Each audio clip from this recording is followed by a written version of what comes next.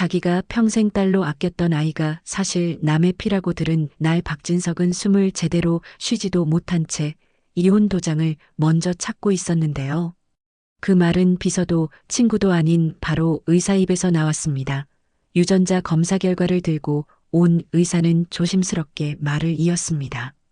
회장님 따님과 한우진 씨의 혈연 관계가 전혀 없다고 나왔습니다. 그 한마디에 박진석 머릿속에서 26년의 결혼 생활이 뒤섞이기 시작했습니다. 자신을 믿고 따라온 줄 알았던 아내 고성이, 그 품 안에서 자라며 환하게 웃어주던 박영나. 모든 장면이 거꾸로 재생되듯 떠오르고 있었는데요. 박영나는 거실 문 앞에서 그 말을 그대로 듣고 있었습니다. 제가 아빠 딸이 아니라는 거예요? 박진석이 고성이를 향해 돌아섰습니다. 당신, 이게 다 무슨 소리야? 영나가 내 딸이 아니라고? 고성이는 잠시 숨을 고르며 눈물을 글썽이는 척했지만 눈동자 깊숙한 곳에는 당황과 계산이 동시에 스쳐 지나가고 있었는데요. 여보, 내가 설명할게요. 그게 그때는 상황이 너무. 설명하지 마. 딸을 잃은 것도 아니고 애초에 없었던 거였네. 넌 도대체 나한테 뭘 숨기고 살았던 거야? 박진석의 목소리는 낮았지만 그 안에는 피가 마르는 분노가 담겨 있었습니다. 그날 밤 박진석은 방으로 들어가 이혼 서류를 꺼냈고 그 서류를 바라보는 눈빛에서 26년 동안 쌓인 신뢰가 한순간에 허물어지고 있었는데요. 그 시각 양평의 한 작은 병원. 박영란은 차가운 병실 문 앞에서 이름표를 한참이나 바라보고 있었습니다. 하얀 플라스틱 패널에는 분명하게 적혀 있었죠. 2번 환자 한우진. 지환 오빠, 이거 우리 오빠 이름 맞지? 옆에서 숨죽여 서 있던 이지환이 고개를 끄덕였습니다. 응, 내가 봐도 맞는 것 같아. 그래서 너한테 말해야 할지 며칠을 고민했었어. 박영란은 심장이 쿵 떨어지는 느낌이 들었습니다. 엄마 고성이는 분명 이렇게 말했었거든요. 우진이는 미국에 가 있었으면 좋겠다고 했었어요. 조용히 치료받으면서 쉬고 있다고 했었거든요. 그런데 미국이 아니라 차로 2시간 거리 양평의 낡은 병원. 그곳에 오빠 한우진이 조용히 누워 있는 걸 보고 박영란은 숨이 턱 막혔습니다. 엄마가 우리한테 거짓말한 거네. 박영란은 핸드폰을 꺼내 아버지 번호부터 눌렀습니다. 이 사실을 가장 먼저 알려야 할 사람은 아버지라고 생각했는데요. 그 순간 이지환이 급히 손을 뻗어 핸드폰을 막았습니다. 영나야, 잠깐만. 어머니가 굳이 가족들 몰래 여기까지 데려와서 입원시켰다는 건 말이야. 분명히 숨기고 싶은 사정이 있는 거 아닐까? 그래서 더욱더 말해야지. 아빠가 알아야 하지 않겠어? 회장님이 아시면 바로 병원 난리가 날 텐데 어머니가 그걸 몰라서 숨겼겠어? 적어도 왜 숨겼는지부터 확인해 보는 게 좋을 것 같아. 이지환의 말은 차분했지만 묘하게 설득력이 있었습니다. 박영란은 잠시 숨을 고르더니 결국 아버지 대신 다른 사람 번호를 눌렀습니다. 성재 오빠, 나야. 나 지금 양평에 있어. 전화기 너머에서 서류 넘기는 소리가 멈췄습니다. 양평? 거긴 왜 설마 어머니 따라간 거니? 아니, 엄마 뒤를 쫓아왔어. 그리고 엄마가 우진 오빠를 여기 숨겨놓은 걸 봤어. 오빠 이름이 병실 앞에 그대로 적혀 있었어. 미국 간 게 아니라 여기 있었어. 가족한테 다 숨기고 이렇게 입원시킨 이유가 있을 것 같아서. 잠시 정적이 흐르더니 박성재가 낮게 말했습니다. 알겠다. 지금 당장 갈게. 일단 어머니 귀에 들어가기 전에 우리가 먼저 확인하자. 그렇게 해서 시작된 조사는 의외의 방향으로 흘러갔는데요.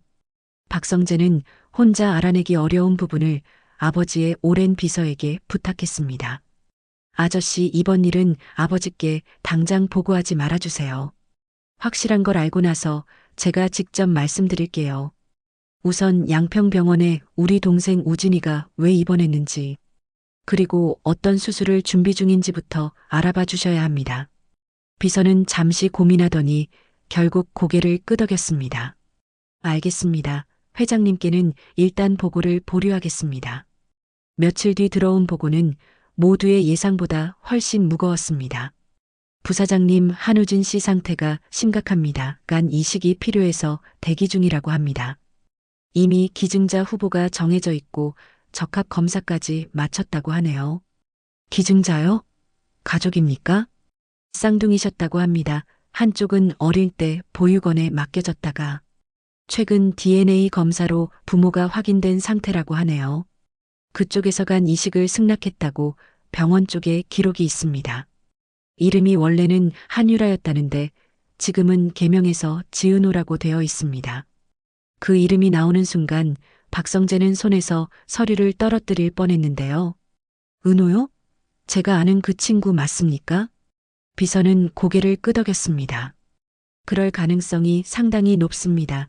입양 기록과 개명 기록 나이까지 모두 맞아 떨어졌습니다. 박성재 머릿속이 새하얘졌습니다. 대학 시절부터 누구보다 가까웠던 친구 지은호. 동생처럼 챙겨주고 집안 사정까지 털어놓으며 의지하던 그 아이가 실은 새어머니 고성이가 버린 쌍둥이 딸이었다는 뜻이었는데요. 그럼 어머니가 6달 전부터 자꾸 양평을 들락날락한 이유가 우진이 간 이식 때문이었다는 말이네요. 자기 몸에 흉터 남기기 싫다고 검사는 피하고 버렸던 딸에게까지 간을 달라고 찾아간 거였습니까? 박성재는 의자를 밀치듯 일어나 병실로 뛰어들고 싶은 마음을 겨우 눌렀습니다. 머릿속에서는 한 가지 물음이 계속 맴돌았습니다. 이걸 아버지한테 어떻게 말해야 하지? 한편 이 모든 사실을 모른 채 지은호는 다른 고민에 빠져 있었습니다. 병원에서 건네받은 동의서 한 장. 한우진에게 간 일부를 떼어내 이식하는 수술에 동의한다는 서류였는데요. 오빠가 죽을 수도 있다고 했었어요. 간 이식 말고는 방법이 거의 없다고 하더라고요. 지은호는 정순이 앞에서 조심스럽게 속내를 털어놓았습니다. 정순이는 손에 쥔 앞치마 끈을 꼭 쥐었습니다. 은호야, 내 몸 건강부터 생각해야지. 애를 보육원에서 데려올 때 말이야. 내가 어디서 태어났는지는 한 번도 안 물어봤어. 난 그냥 그날 눈 맑은 애 하나가 나를 똑바로 보길래 데려왔을 뿐이야. 그런데 이제 와서 그 애를 버린 사람이 나타나서 자기 아들 살려달라고 내 몸에 칼을 대라고 한다는 게 난 도무지 이해가 안 돼. 지은호는 고개를 숙였습니다. 그래도 한우진은 자신이 대학 시절부터 의지해온 소중한 친구였습니다. 외국에서 오래 살다가 한국으로 돌아왔을 때도 누구보다 먼저 연락을 주고받던 사람도 한우진이었고요. 엄마 나도 머리로는 알겠는데요. 우진 오빠가 누워있는 모습이 자꾸 떠올라서요. 내가 아니면 살 수 없다고 하니까 발이 안 떨어지질 않아요. 진짜 엄마라고 찾아온 고성이는 늘 그럴듯한 말만 했습니다. 내가 널 얼마나 찾았는지 몰라. 그때 상황이 너무 힘들어서 어쩔 수가 없었어. 하지만 그 입에서 한 번도 나오지 않는 말이 한 가지 있었는데요. 미안했다는 말. 그 말을 들을 수 없는 채로 지은호는 몇 밤을 뒤척였습니다. 그때마다 떠오르는 것은 우진의 웃는 얼굴과 고성이의 차갑게 번쩍이는 눈빛이 번갈아 나타나고 있었는데요. 같은 시기 박영란은 전혀 다른 이유로 새어머니에게 반기를 들고 있었습니다. 진화그룹과의 정략 결혼 문제였죠. 엄마가 열을 올리며 준비하던 혼사 자리가 영라에게는 숨막히는 족쇄로 다가오고 있었습니다. 아빠, 저 그 사람이랑 결혼 안 할래요. 손도 잡기 싫어요. 저녁 식탁에서 박영란은 떨리는 목소리로 말을 꺼냈습니다. 엄마가 저보고 그 혼사 정도면 제가 아까운 거라고. 평생을 그 집안 안주인으로 살 수 있는 기회라고 했는데요. 전 그냥 제가 좋아하는 사람이랑 살고 싶어요. 박진석은 그제야 딸 얼굴에 진심이 서려 있다는 걸 느꼈습니다. 영나야, 너 그동안 하기 싫다는 말 한 번 제대로 못했지. 엄마한테 말하면 제가 얼마나 부족한지 이야기만 들었어요. 그냥 참고 있으라고만 했었습니다. 그 대화를 멀리서 듣고 있던 고성이는 방으로 돌아가자마자 박영란을 향해 손을 번쩍 들었습니다. 어디서 감히 아빠한테 그런 말을 해. 내가 어떻게 여기까지 올라왔는데.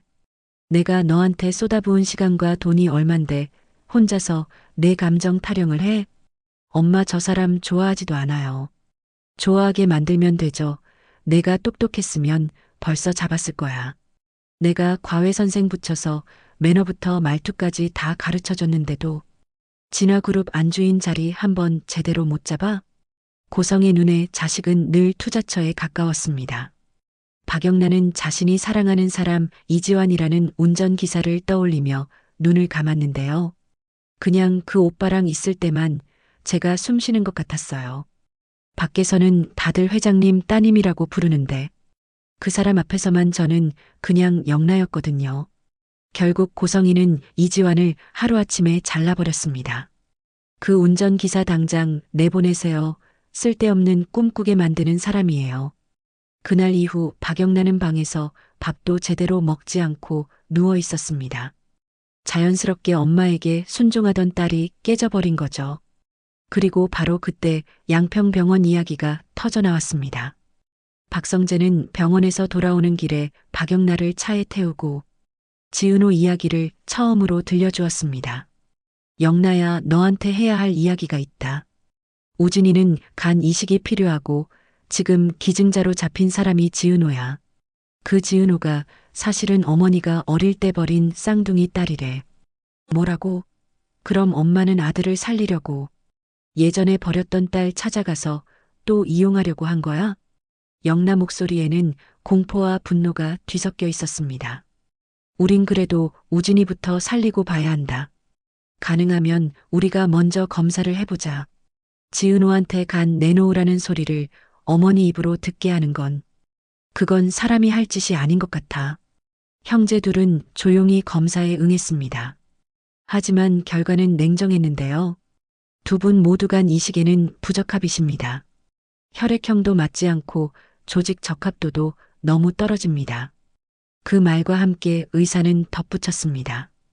지금 상황에서는 기존의 적합 판정을 받은 기증자 한 분 외에는 현실적으로 대안이 없습니다. 그 기증자가 바로 지은호. 그 사실을 아는 사람은 이제 박성재와 비서 몇몇 관계자뿐이었습니다. 그리고 조금 늦게 박영나도 진실을 들었죠. 엄마가 자기 몸에 흉 남기기 싫어서 6달 동안 한 번도 검사 안 했다고요? 병원 기록에 그렇게 적혀 있습니다. 간 이식 상담한 지 어느덧 반년이 넘었는데 환자 친모는 계속해서 검사를 미루고 있다고요. 그 시각 집에서는 또 다른 폭풍이 몰아치고 있었습니다. 비서를 통해 진실의 일부를 들은 박진석이 결국 고성희에게 외쳤습니다. 넌 진짜 딸을 버린 것도 모자라. 남의 아이를 품에 안고 내 딸이라고 속였다고 하더군. 이게 사람이 할 짓이냐. 여보, 나 정말 어쩔 수 없었어요. 그때는 먹고 살 길도 막막하고 아이들 데리고는 누가 날 받아주겠어요. 당신이 애가 있다고 했으니까 나도 그냥 거짓말한 거예요. 그래도 영란은 정말 정붙이고 키웠습니다. 넌 자식한테도 계산기를 들이대는 사람이야. 간 이식이 필요해지니까 버렸던 딸 찾아가서 또 거짓말하며 붙잡고 있다며. 마침내 박진석 입에서 차가운 말이 튀어나왔습니다. 그만하자. 더는 남편과 아내라고 부르고 싶지도 않네. 이혼 서류에 도장 찍어. 그 말은 고성희에게 사형 선고와도 같았습니다. 그동안 쌓아 올린 지위와 재산, 그리고 세상 사람들이 부러워하던 모든 것들이 한순간에 무너질 위기에 처한 것이었으니까요. 하지만 고성희의 머릿속에는 이미 또 다른 계산이 돌아가고 있었습니다. 우진이만 살려두면 그 아이 하나만 있어도 이 집안에서 완전히 밀려나진 않겠지. 성재는 어떻게든 끌어내릴 방법을 찾으면 되고 그녀에게 자식은 여전히 가장 유용한 수단이었습니다. 한편 모든 퍼즐을 맞춰가던 사람도 있었습니다. 바로 지은호였습니다. 우연처럼 겹치던 여러 이야기 끝에 지은호는 마침내 병원에서 자신의 출생 기록 일부를 보게 되었는데요. 쌍둥이 여아둘 친모 고성희. 한 명은 보호자의 요청으로 보육원 위탁. 손가락이 떨려 기록을 따라가던 지은호는 갑자기 눈앞이 흐려지는 느낌이 들었습니다. 내가 버려진 쪽이었구나. 그동안 고성희에게서 들은 말, 너를 찾아 헤맸다던 눈물 섞인 말들이 한꺼번에 떠올랐습니다. 하지만 기록 어디에도 자신을 찾아 나섰다는 흔적은 없었습니다. 있었던 것은 단 한 줄. 보육원 위탁 후 연락 불가, 추가 문의 없음. 지은호는 손에서 서류를 놓고 한참 동안 말이 나오지 않았습니다. 그때 병실 문 사이로 익숙한 목소리가 들렸습니다. 은호야. 박성재였습니다. 이제 알게 됐지 우진이가 내 쌍둥이라는 거. 지은호는 억지로 웃어 보이려 했지만 입술이 잘 떨어지지 않았습니다. 웃기죠. 세상에서 제일 믿었던 친구가. 알고 보니 제가 버려진 이유 그 자체였다는 게요. 그건 우진이 잘못이 아니야. 그 애도 엄마 손에 들려 있었을 뿐이야. 넌 진짜 원망해야 할 사람이 누군지 알고 있잖아. 지은호는 한참 동안 말이 없었습니다. 그러다 조용히 물었습니다. 성재 오빠 만약에요. 오빠가 저라면 우진 오빠한테 간을 줄까요? 박성재는 쉽게 대답하지 못했습니다. 한쪽에선 버려진 아이로서의 상처, 다른 한쪽에선 친구를 잃을지도 모른다는 공포. 그 사이 어디쯤에서 지은호는 서서히 결정을 향해 가고 있었는데요. 이야기는 여기까지고요. 이제 남은 것은 지은호의 선택뿐입니다. 친모에게 이용당한 상처를 끝까지 붙잡고 등을 돌릴지, 아니면 평생 친구였던 한우진을 살리기 위해 자신의 몸을 내놓을지, 그리고 아직 밝히지 않은 비밀도 하나 남아 있었습니다. 영라의 진짜 아버지가 누구인지, 그리고 고성이가 박성재의 첫 결혼을 깨뜨리기 위해 어떤 짓까지 했는지 말이죠. 이 다음 내용이 어떻게 이어질지는 다음 편에서 더 깊게 이야기해 보려고 합니다.